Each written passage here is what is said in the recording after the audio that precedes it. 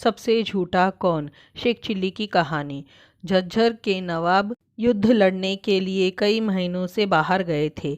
उनकी अनुपस्थिति में उनके छोटे भाई छोटे नवाब ही राजपाट का सारा काम संभालते थे। नवाब साहब धीरे धीरे करके शेख चिल्ली को चाहने लगे थे। उन्हें उसकी सरलता में आनंद आता था, परंतु छोटे नवाब शेख चिल्ली को पूरी तरह बेवकूफ़ और कमज़ोर मानते थे। एक दिन उन्होंने भरी सभा में शेख चिल्ली को डांटा और उसका अपमान किया। एक अच्छा आदमी बताए हुए काम से भी कहीं ज़्यादा काम करता है, और एक तुम हो जो सरल से काम को भी ठीक ढंग से नहीं कर पाते हो। उन्होंने कहा, तुम अस्तबल में घोड़ा लेकर जाते हो पर उसे बांधना भूल जाते हो। तुम जब कोई बोझा उठाते हो तो या तो गिर जाते हो या फिर तुम्हारे पैर लड़खड़ाते हैं। तुम जो काम करते हो उसे ध्यान लगाकर क्यों नहीं करते हो? दरबार में कई सदस्यों को यह सुनकर मजा आया। इस दौरान शेख चिल्ली अपना मुंह लटकाए रहा। उसके कुछ दिनों बाद शेख चिल्ली छोटे नवाब के घर के सामने से होकर जा रहा था जब उसे तुरंत अंदर बुलाया गया। किसी अच्छे हकीम को बुलाकर लाओ, जल्दी, बेगम काफ़ी बीमार है। जी सरकार, शेख चिल्ली ने कहा और आदेश का पालन करने में फटाफट लग गया। थोड़ी ही देर में एक हकीम, एक कफन बनाने वाला और 2 कब्र खोदने वाले मजदूर भी वहां पहुंच गए। यह सब क्या हो रहा है? छोटे नवाब ने गुस्से में पूछा। यहाँ तो कोई मरा नहीं है। मैंने तो सिर्फ एक हकीम को बुला लाने के लिए कहा था। बाकी लोगों को कौन बुलाकर लाया है? मैं सरकार, शेख चिल्ली ने कहा। आपने ही तो कहा था कि एक अच्छा आदमी बताए गए काम से भी ज़्यादा काम करता है, इसलिए मैंने सभी संभावनाओं को ध्यान में रखते हुए यह कदम उठाया। अल्लाह करे कि बेगम साहिबा जल्दी ही ठीक हो जाए, पर हारी बीमारी में क्या हो जाए यह किसे पता। छोटे नवाब राजपाट के काम में ज़्यादा रुचि नहीं लेते थे।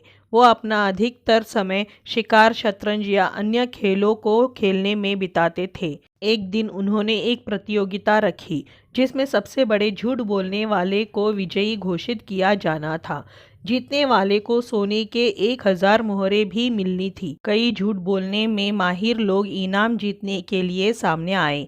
एक ने कहा, सरकार, मैंने भैंसों से भी बड़ी चींटियां देखी है जो एक बार में 40 सेर दूध देती है। क्यों नहीं? छोटे नवाब ने कहा, यह संभव है सरकार। हर रात मैं चंद्रमा तक उड़ते हुए जाता हूँ और सुबह होने से पहले ही उड़कर वापस आ जाता हूँ। एक अन्य झूठ बोलने वाले ने डींगे हाँकी। हो सकता है, छोटे नवाब ने कहा, हो सकता है तुम्हारे पास कोई रहस्यमयी ताकत हो। सरकार, एक तोंद निकले मोटे आदमी ने कहा, जब से मैंने एक तरबूज के कुछ बीज निगले हैं तब से मेरे पेट में छोटे छोटे तरबूज पैदा हो रहे हैं। जब कोई तरबूज पक जाता है तो वो फूट जाता है और उससे मुझे अपना भोजन मिल जाता है। अब मुझे और कुछ खाने की ज़रूरत ही नहीं पड़ती है। तुमने किसी ताकतवर तरबूज के बीज निगल लिए होंगे। छोटे नवाब ने बिना पलके झपके कहा, सरकार, क्या मुझे भी बोलने की इजाज़त है? शेख चिल्ली ने पूछा। ज़रूर, छोटे नवाब ने ताना कसते हुए कहा।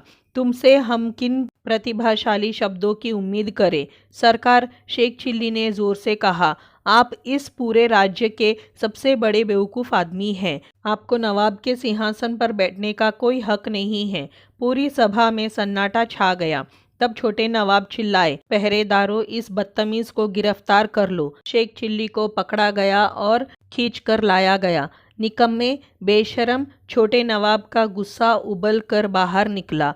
तुम्हारी यह जुर्रत कैसे हुई? अगर तुमने इसी वक्त हमारे पैरों में गिरकर माफ़ी नहीं मांगी तो तुम्हारा सिर धड़ से अलग कर दिया जाएगा। पर सरकार, शेख चिल्ली ने विरोध जताते हुए कहा, आपने ही तो कहा था कि आप दुनिया का सबसे बड़ा झूठ सुनना चाहते हैं। फिर वो निष्कपट भाव से छोटे नवाब को देखने लगा। जो कुछ मैंने कहा उससे बड़ा क्या और कोई झूठ हो सकता है? छोटे नवाब को समझ नहीं आया कि क्या करे। क्या शेख चिल्ली अब झूठ बोल रहा है या वो पहले झूठ बोल रहा था? शेख चिल्ली उतना बड़ा बेवकूफ़ नहीं था जितना छोटे नवाब उसे समझते थे।